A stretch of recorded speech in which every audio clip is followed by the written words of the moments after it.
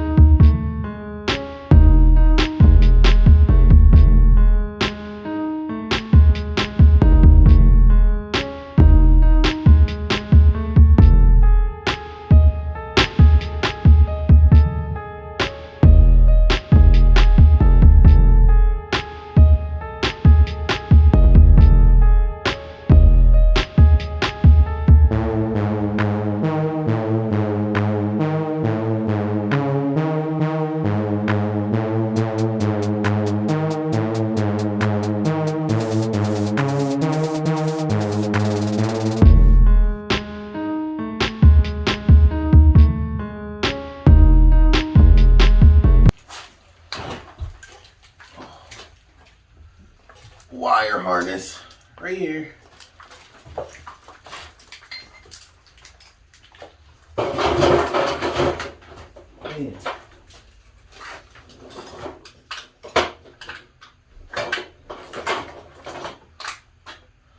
Alright. Now that the wire harness is removed, I'm going to remove alternator, this idler, or the tensioner, the serpentine belt tensioner. Lost for words right now, but yeah, serpentine belt tensioner, the air conditioner belt tensioner, alternator. All three of those are about to remove. Then I'm going to come back up top here, remove all the coil packs, now I'll leave the spark plugs in there. I don't see no sense in removing those right now. But then I'm going to remove the fuel rails. I'm going to try to leave the injectors attached to the fuel rails, but just going to try to pull those out. I'm going to pull the valve covers off. Start pulling this front timing chain off. I'm planning on having this broken completely down to where I can start to see the lower end and see where the damage is by the end of the video. So without further ado, We're going to go back to time lapse. We're going to speed this back up.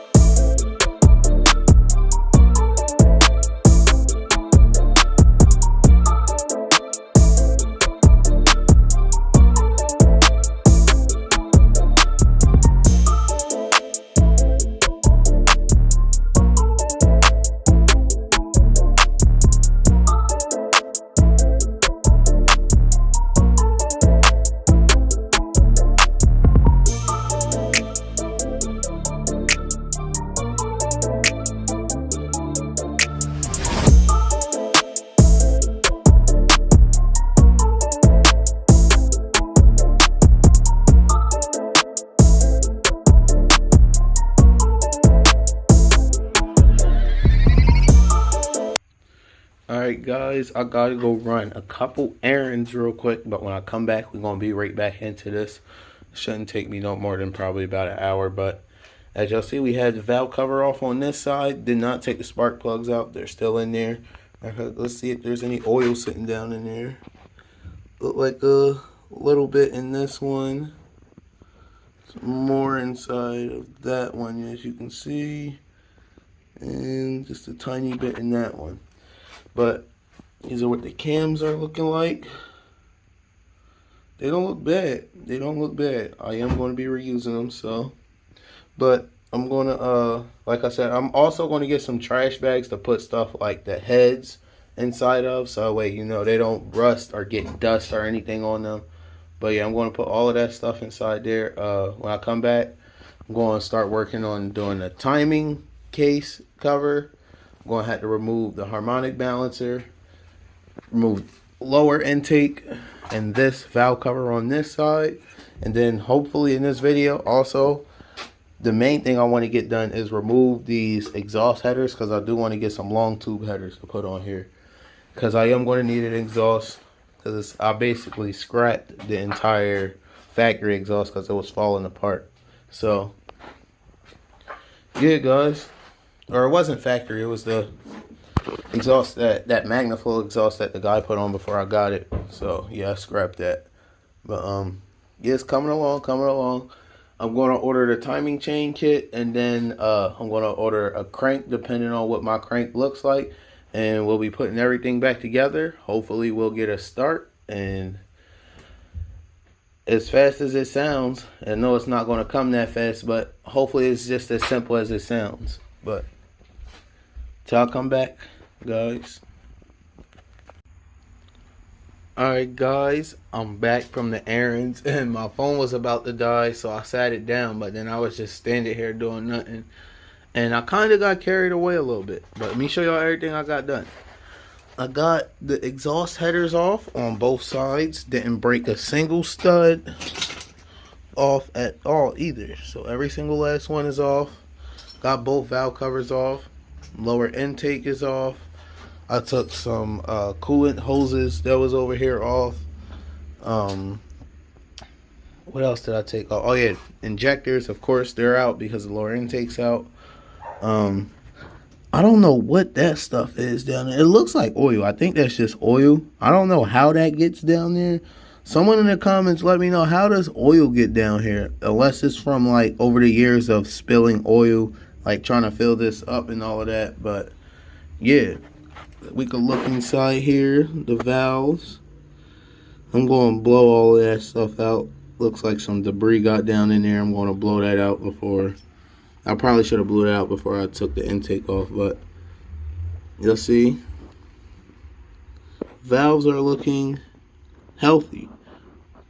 Hold up, we got to zoom in on that one. What is that? Is that just a piece of debris down there, or what is that? That's just a piece of debris. Couldn't tell. My heart dropped for a second, y'all. Thought that was the valve was broken, but as y'all see, valves seem to all seem to be okay.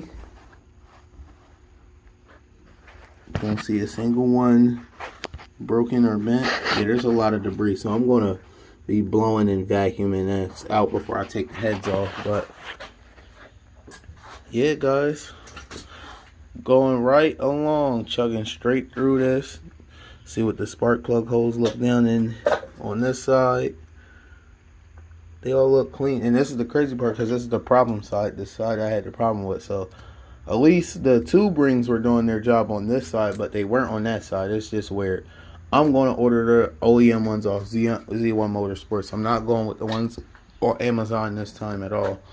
But yeah guys, alright guys, we're back. My phone cut out earlier because I didn't realize I filled up all the memory on my phone, but I went through, deleted some things, and it's later in the day. But we're about to I'm not going to set y'all back up on the tripod just yet. I'm going to work on getting this crank bolt out first, and then after I get that out and get this crank off, then I'll set y'all back on a tripod. Now hopefully, I'm praying, sometimes these cranks can just come straight off. Sometimes if you pry them just a little bit with a flathead or a pry bar, they'll come off with ease. But I'm hoping that I don't have to get a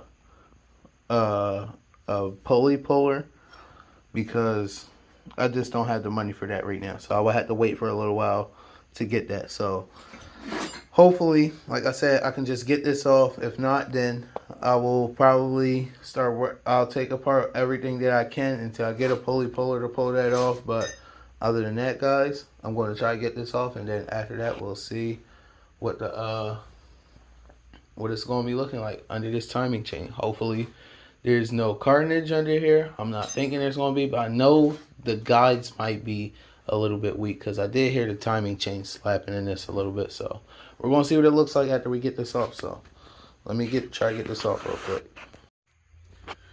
All right, guys, as y'all see, got the harmonic balancer off, and it gave me no type of fight at all. It actually came off pretty smooth. Didn't even have to put any type of pry bar.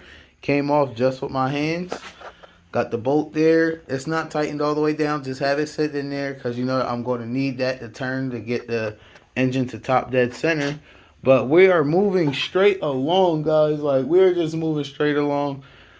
I can't wait to see what the inside of this engine is looking like. I did blow it out in there, but all of it didn't come out. But it'll be all clean. I plan on cleaning everything, so everything will be back in tip-top shape once this goes back together. But I'm going to get ready to set the camera up on this tripod here, and we're going to start taking this front timing cover off, and then we're going to rotate it, and we're going to start taking the lower oil pan and then the upper oil pan off. So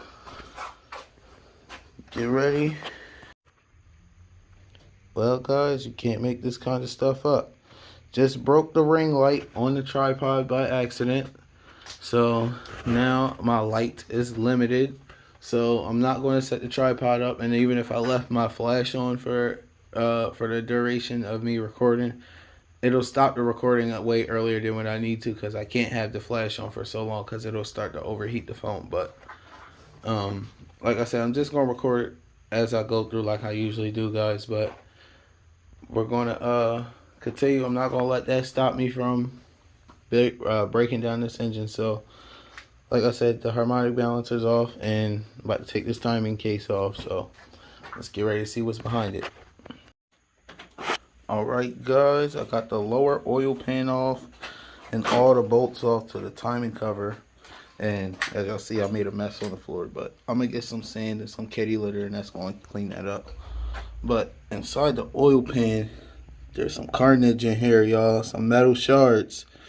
I don't know what they expect once we completely open this up. I know whatever main rod bearing went out, that one's going to be completely shot, but I'm going to get the 2 bolts for the timing cover from out of here so we can take that completely off and see what the timing chain's looking like, and then we can pull the heads off after that. But this is where we sit at with it right now. Alright, guys, as y'all see, got the front timing chain cover off. I do have to go grab the manual because, as y'all see, I have this flathead here. I'm working on the tensioner for this. I think they call this the secondary timing chain, but it's just for the cams, as y'all see. But I'm going to be working on getting these cam sprockets off, because I'm going to be working on getting the heads off, because as y'all see, I have the lower oil pan off and the upper oil pan. I did see a little bit more like metal shavings down here once I took the upper oil pan off. But like I said, it's only at the bottom, and from what I could see up top and down into the cylinders and all that, ain't nothing down in there. Oh, I just knocked the flathead down. But yeah, like I said, this is what we're working with right now. I'm going to be working on hopefully getting the heads off tonight, and hopefully getting this back timing cover off too. I'm working on getting the back timing cover off and the heads off tonight. That's really what I want to get done, but we'll see. All right, guys, I'm going to have to call it quits for tonight, because my my bigger battery for my impact right here, I left it at work because I do use my drills at work, like I state in a lot of my videos. But I left a bigger battery at work, so I had to bring that home from work tomorrow. And I can't, for the life of me, get these tight just by my own man strength. So I can't get them loosened. I tried a cheater bar, all of that. I can't get them loose. I had the little bit of juice that was left in this little battery, the 1.5 amp hour battery. I was able to get these two cam sprockets off. I did put it on charge for a little bit, but it still just isn't enough juice for these bolts right here. It's not giving it enough juice for it to turn it at its full torque. But I have a bigger battery for it, so I'm going to try that tomorrow. I'm going to make sure that battery's fully charged, and I'm pretty sure that should literally just get these bolts out with no problem. I do have an impact socket on it, as y'all see, and this is a, I think, yeah, it's a 17 millimeter. But yeah, guys, we're getting closer and closer to almost seeing what the damage is. I'm not sure. Before I call it quits, I might start taking these end caps off of the cams. But I had to find another little box. That's another thing I'm going to get tomorrow. I'm going to get some little boxes to start putting more stuff in, because I done filled up all the little boxes that I thought was going to be enough. I already filled those boxes up with all different kinds of bolts, and they're labeled. So I'm going to just need a few more to put like these bolts in. I have the rear timing cover bolt sitting over there, front timing cover sitting right there. But yeah, I have everything scattered everywhere, but I know everything's accounted for. I keep coming in here on a daily, make sure everything's accounted for, nothing got moved or none of that. But yeah, upper oil pan, lower oil pan, whole lot of parts over there. I don't even want to go in a list of parts, but I'm going to put this crank bolt. As y'all see, I did get the oil pump off. I did get that off. That was actually kind of easy to come off. I thought that I was going to have to fight with that, but yeah, we almost at the crank, guys. And like I said, we're going to see what about this, or which bearing I basically spun. And like I said, I saw a few little chunks. Ain't nothing up here in the upper half of the motor, as y'all can see.